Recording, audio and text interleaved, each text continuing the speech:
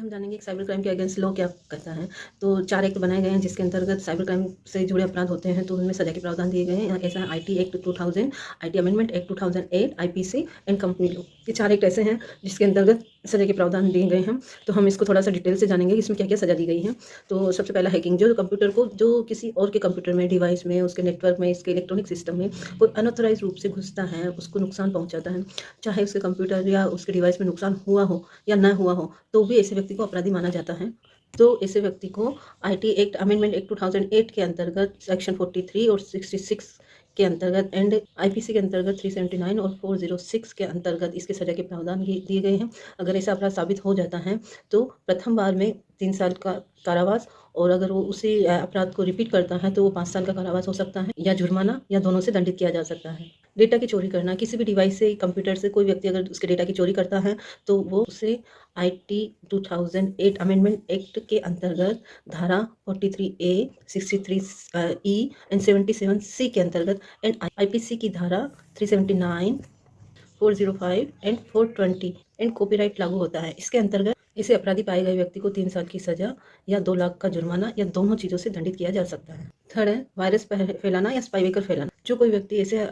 कृत्य का अपराधी पाया जाता है उसको आईटी अमेंडमेंट एक्ट 2008 के अंतर्गत 43C and section 66 and IPC के सेक्शन 268 के अंतर्गत 3 साल की सजा या जुर्माना या दोनों से दंडित किया जा सकता है। अगर ऐसा क्राइम साइबर आतंकवाद से जुड़ा हुआ है तो उसके अंतर्गत ये आईटी एक्ट अमेंडमेंट एक्ट 2008 के अंतर्गत सेक्शन 66F लागू होगा और उसके अंतर्गत ऐसे अपराधी को उम्र कैद तक की सजा मिल सकती है। पहचान की चोरी करना, जो कोई व्यक्ति किसी व्यक्ति के कंप्यूटर से, उसके डिवाइस से उसकी पहचान की चोरी कर लेता है, जैसे उसका क्रेडिट कार्ड चुरा लेता है, डेबिट कार्ड चुरा लेता है, आधार कार्ड और उसका पासपोर्ट के उसके नंबर, इसके अलावा उसके और भी किसी भी तरह की जो पहचान जो गुप्त रखना चाहता है वो गुप्त न रख के वो चुरा लेता है। इस प्रकार वो इस अपनी पहचान इस तरह बताते हुए उसके धन का निकास करता है या ऐसे धन निकासी की कोशिश करता है या इसी को शॉपिंग कर लेता है या किसी के इलेक्ट्रॉनिक सिग्नेचर का यूज़ करके भी उसका मिसयूज़ करता है। तो IT act 2000 and amendment act के अंतर्गत 43 और सेक्शन 66C के अंतर्गत एंड आईपीसी के अंतर्गत 419 सेक्शन के अंतर्गत इसके सजा के प्रावधान दिए गए हैं। जो कोई व्यक्ति ऐसा करते हुए पाया जाता है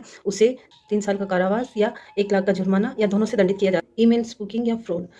किसी अन्य व्यक्ति का ईमेल यूज़ करके किसी थर्ड पर्सन की गुप्त जानकारियां निकलवाना, जैसे कि उसकी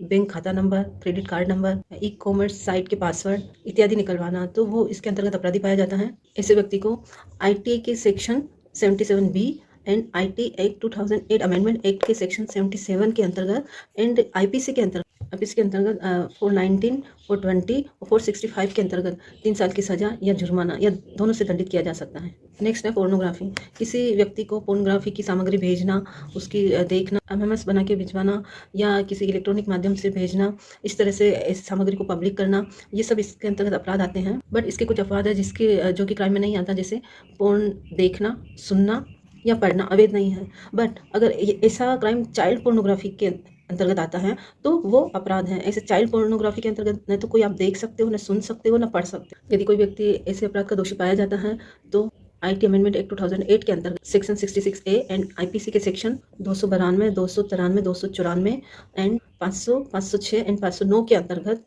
5 साल की सजा और 10 साल तक का कारावास या दोनों से दंडित किया जा सकता है। और ऐसे अपराध को रिपीट करने पर, मतलब वो दूसरी बार ऐसा अपराधी पाया जाता है इन्हीं अपराधों का, तो उसकी सजा 10 साल तक की जेल भी हो सकती है। चाइल्ड पोर्नोग्राफी जिसके अंतर्गत चिल्ड्रंस के साथ, मतलब कि जो कि 18 ईयर्स के अंतर्गत जो भी बच्चे आते हैं, चाहे वो लड़का हो चाहे लड़की हो, ऐसे बच्चों की अश्लील पिक्चर्स अगर कोई ढूंढता है या ऐसे पिक्चर्स को वो अगर प्रकाशित करता है या इस संबंधित कोई सामग्री तैयार करता है, इकट्ठी करता है और उसको प्रमोट करता है, किसी अन्य व्यक्ति के साथ उसके लेन देन करता है, बच्चों को बहला फुसलाकर ऑनलाइन संबंध बनाने के लिए राजी करता है, या बच्चों के साथ जो यौन संबंध बनाता है या बच्चों से बनी हुई ऐसी कोई गतिविधियों को रिकॉर्ड करता है और अन्य किसी को भेजता है, तो ऐसे अपराध से जो व्यक्ति अपराधी पाया जाता है उसके लिए सजा के बहुत ही कड़े प्रावधान है, जो कि आईटी अमेंडमेंट एक्ट 2008 के अंतर्गत सेक्शन 66B एंड आईपीसी के सेक्शन 292, 293, 294 एंड सेक्शन 500, 506 एंड 509 के अंतर्गत ऐसे व्यक्ति को, ऐसे दोषी पाए गए व्यक्ति को 5